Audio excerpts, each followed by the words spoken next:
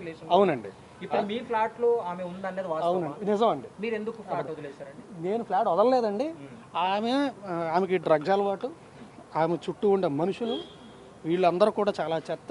అలా అని చెప్పి నేను హైదరాబాద్ వచ్చిన కొత్తలో ఖచ్చితంగా నాకు హెల్ప్ చేసిందండి, గ్రాడ్యుయేట్ ఉంది. రెండోది ఏంటంటే నిజంగా ఇందాక చెప్పినట్టే నా రెప్యుటేషన్ ఎక్కడ పాడవద్దు అని భయంతో మూసుకొని నేనే బయటికి వెళ్ళిపోయానండి. వదులుకోవడానికి సిద్ధంగా లేనండి. నేను అసలు ఏమీ మాట్లాడలేదు, ఏమీ లేదు, నేనే వెళ్ళిపోయాను. మల్హోత్రా ఎందుకు లావణ్యతో మాట్లాడాల్సి వచ్చింది? ఆ ఆడియోలో కూడా ఉంది, తను చెప్తుంది నన్ను చంపేస్తాం, కనీసం బాడీ కూడా దొరకకుండా చేస్తాం అని చెప్పి ఎవరు తను కంప్లైంట్ లో పేర్కొంది. లావణ్య కంప్లైంట్ లో పేర్కొందండి. ఏదైనా ప్రూఫ్ ఉందా? ఈవిడే నేను మళ్ళీ చెప్తున్నానండి. So I can't talk on behalf of which is not right. So ఆవిడని బెదిరించిందండి, వాళ్ళ అన్నయ్యతోని చాలా ఫిల్తీ లాంగ్వేజ్లో మాట్లాడింది. ఇదంతా జరిగింది, ఇవన్నీ కూడా వాళ్ళ దగ్గర ఉన్నాయి. వాళ్ళు కంప్లైంట్ ఫైల్ చేస్తారండి. I can't talk on behalf of it's because it's not right. ఇంకోటి క్లారిటీ ఇవ్వండి. అంటే మీరు ప్రతి ఇంటర్వ్యూలో కూడా నేను పెళ్లి చేసుకోవాలని చెప్తున్నారు, కానీ ఆమె చెప్తున్నటువంటి వాటిలో పెళ్లి చేసుకుంటానని నమ్మించి మోసం చేశాడు. ఏమంటే పెళ్లి చేసుకుంటా నమ్మించి మోసం చేశానని ఒక దగ్గర చెప్తుంది, మాకు ఆల్రెడీ పెళ్లి అయిందని ఇంకో దగ్గర చెప్తుంది. గుడిలో పెళ్లి చేసుకున్నా అది చెప్తే అబద్ధం చెప్పడం మొదలు పెట్టినప్పుడు ఏ అబద్ధమైనా చెప్తారండి. నేను నించొని నిజం చెప్తున్నా. నేను ఇందాక కూడా నేను మీ భయపడి మిమ్మల్ని ఎవరి వెళ్ళిపోతాను కదా, నిజంగా ఎంతో ఒక నిమిషం మాట్లాడాలి కాబట్టి కారు ఎక్కానంటే మా డ్రైవర్ తెలియక తీసాడు. అందుకే డ్రైవర్ని కూడా దిగమన్నా అప్పుడైనా సరే 1 మినిట్ ఆగుతారు మాట్లాడి వచ్చేద్దామని చెప్పి.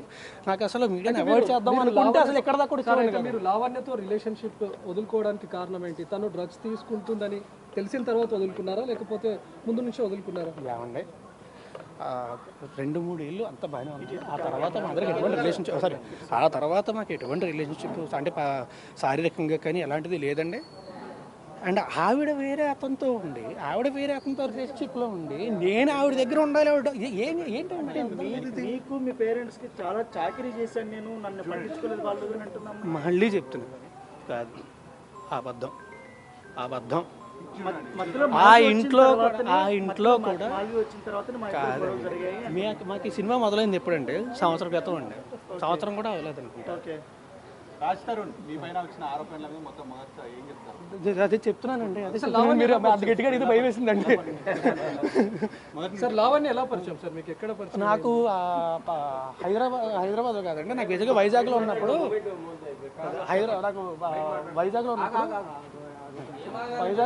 నాకు ఫేస్బుక్లో పరిచయం అండి. హైదరాబాద్ వచ్చింది. సరే వెళ్ళిపో. నాకు వైజాగ్లో పరిచయం అండి. హైదరాబాద్ వచ్చిన తర్వాత ఇనీషియల్గా నేను ఒక దీనికోసం వచ్చిన సినిమా గురించి వచ్చినప్పుడు హైదరాబాద్ వచ్చినప్పుడు ఇనీషియల్గా అప్పటి నుంచి పరిచయం అండి నాకు. అంటే ముందు నుంచే మీరు పెళ్లి చేసుకుందామని రిలేషన్ స్టార్ట్ చేశారు, లేకపోతే ఫ్రెండ్షిప్గా ఉండి అలా ఒకరికొకరు ఇష్టపడి పెళ్లి చేసుకుందామని అనుకున్నారు? లేదండి, రిలేషన్షిప్ అనేది ఉండేదండి, అప్పట్లో ఉండేదండి. 2-3 ఇయర్స్ అండి. ఆ తర్వాత లేదండి. బట్ నాకు పెళ్ళి అనే ఉద్దేశం ఎప్పుడూ లేదండి. అప్పుడు మీరు అడిగే విధానం బట్టి ఎక్కడ భయం వస్తుంది. ఎందుకంటే మీరు అన్నట్టుగా తనను పెళ్లి చేసుకోవాలి లేకపోతే తనతో రిలేషన్లో ఉన్నామండి. కాదండి, అంటే మనసులో ఎక్కడో ఉండేదండి, ఖచ్చితంగా ఉండేదండి. అంటే మేబీ అయితే బాగుంటుంది, మంచిది, డెఫినెట్గా బాగుంటుంది, అయితే బాగుంటుందని ఖచ్చితంగా ఉండేదండి, అందులో డౌట్ లేదండి, అది ఖచ్చితంగా ఉండేది. బట్ నేను ఎప్పుడు మాట ఇవ్వడం కానీ ఇప్పుడు పెళ్లి చేసుకొని ఎప్పుడు జరగలేదండి. అసలు నేను ఎప్పుడు మాట ఇవ్వడం కానీ ఎప్పుడు జరగలేదు. నేను ఇప్పుడు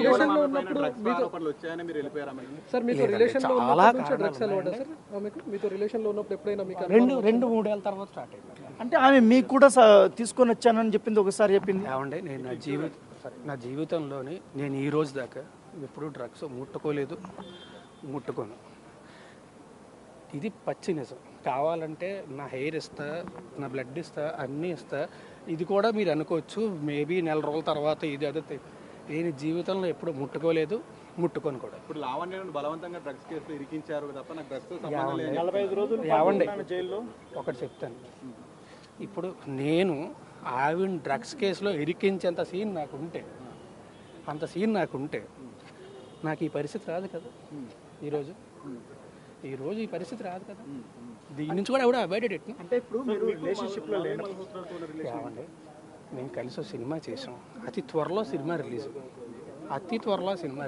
మరి ఆమె ఎందుకు లావణ్యతో ఫోన్లో మాట్లాడింది? ఈవిడ ఆమెతోనే కాదండి, నాతో పనిచేసిన డైరెక్టర్స్, నా ఫ్రెండ్స్ అందరికీ ఆమె ఫోన్లు చేసిందండి, అందరికీ ఫోన్ చేసి బెదిరించింది. అండ్ మళ్ళీ ఇందాక చెప్పినట్టే I can't talk on behalf of her. వాళ్ళు కంప్లైంట్ ఫైల్ చేస్తారండి, నా సైడ్ నుంచి నేను ఫైల్ చేస్తాను. కంప్లైంట్ ఫైల్ చేసిన తర్వాత డీటెయిల్డ్గా మళ్ళీ నేనే ప్రెస్ మీట్ పెట్టి ఏం కంప్లైంట్ ఫైల్ చేశానని చెప్తాను. నేను ఇప్పుడు ఏం చెప్పనండి, కంప్లైంట్ ఫైల్ చేసిన తర్వాత మాట్లాడతాను. సార్ ఇప్పుడు లావణ్య ఎన్నో ఫోటోలు మీడియాకు రిలీజ్ చేసింది, దానిపైన మీరు ఏం చెప్తారా? అంటే అందులో మీ ఫ్యామిలీ మెంబర్స్ ఉన్నారు. అదే అండి, మీరు పెళ్లి చేసుకుందాం అని చెప్పింది అంటున్నారు. ఇందాక మీరేం అడిగారు, పెళ్లి చేసుకుంటామని మాట ఇచ్చాడు అని చెప్పింది అని చెప్తున్నారు ఓకే అని చెప్తున్నారు. సో తను రకరకాలు చెప్తున్నప్పుడు నేనేం చేయగలను? అంటే ఇప్పుడు నిజం సంబంధం లేనప్పుడు మీ ఫ్లాట్ లో తనని ఇన్ని సంవత్సరాల పాటు ఏమండి రెప్యుటేషన్ ఎక్కడ పాడవుతుంది, ఎందుకు రచ్చలు, ఎందుకు మనకి ప్రశాంతంగా ఉందాం అని మాత్రం భయపడి లేదండి. మీరు గుళ్ళో పెళ్లి చేసుకున్నారని చెప్తుంది. ఏమండి అదే అంటున్నా, మీతోని మేము పెళ్లి చేసుకుందాం అని చెప్పింది, ఈయనతోని పెళ్లి చేసుకుంటానని చెప్పి మోసం చేశాను అని చెప్తుంది. ఏది నిజం ఉండే? అంటే మీరు కలిసి గణపతి పూజ కూడా చేసేవాళ్ళు. ఏమండి కలిసి ఒక ఇంట్లో ఉన్నప్పుడు నేను ప్రతి సంవత్సరం కూడా నాకు అంటే గుళ్ళకి వెళ్ళి పూజలు చేసి అయిన అలవాటు, ప్రతి సంవత్సరం కూడా వినాయక చవితి రోజు ఖచ్చితంగా పూజ చేయడం అనేది నాకు అలవాటు. అంటే ఒక్క రోజు మాత్రం ఖచ్చితంగా చేస్తాను. గణపతి పూజ చేస్తారంటే పెళ్లి చేసుకుంటే చేస్తారు కదా? కాదండి, మీకు గణపతి పూజ పెళ్లి చేసి చేస్తారు. గణపతి పూజ చేయడానికి పెళ్లికి సంబంధం ఏంటంటే ఏమంటే ఇద్దరం కలిసి ఒకే ఇంట్లో ఉండేవాళ్ళం అండి. ఒకే ఇంట్లో ఉన్నప్పుడు నువ్వు బయటకు వెళ్ళి కూర్చొని ఒకరిని పూజ చేస్తాను అనలేం కదా. ఎందుకు సార్, ఎందుకు ఇద్దరు ఒకే ఇంట్లో ఉండాల్సి వచ్చింది? ఏమంటే వివరణ live in relationship back then చెప్పా కదా అప్పట్లోనే.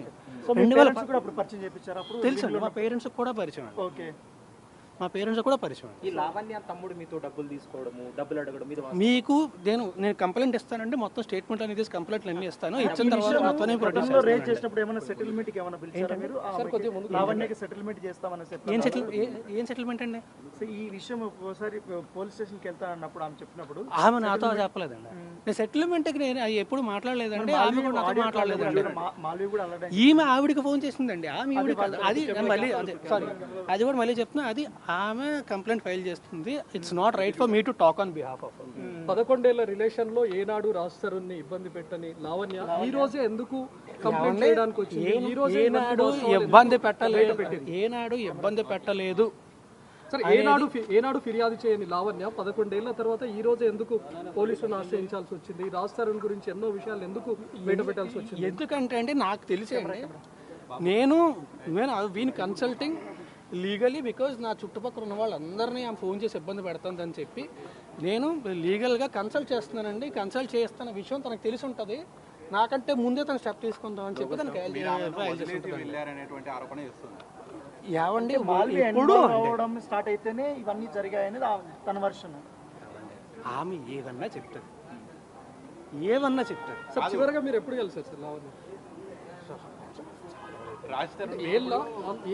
ఏళ్ళు కాదండి, మంత్స్ అయిందండి.